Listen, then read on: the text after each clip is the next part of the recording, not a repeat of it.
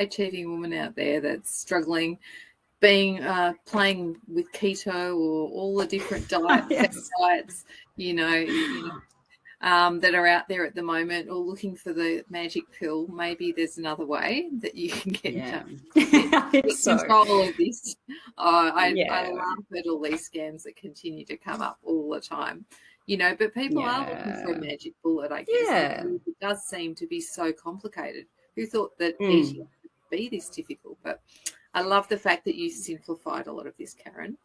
I do. Thank you. I think it's a really good point that you made. Look, nutrition is complicated for various reasons. Nutrition is related to us culturally, emotionally, from our past experience, from childhood, socially, and when we go through all this in the program too. But knowing that also puts you in a better position too, instead of thinking there's something wrong with you and why am I eating for certain reasons? If you can connect to yourself a little bit further in this journey and accept that you make choices because of lived experience, then it's much easier to then move from that if it's not serving you. And we talk a lot around what sabotages and serves you and who you should need to be around. And so this is why the Empower community is a great group for those women who need to be lifted up and supported.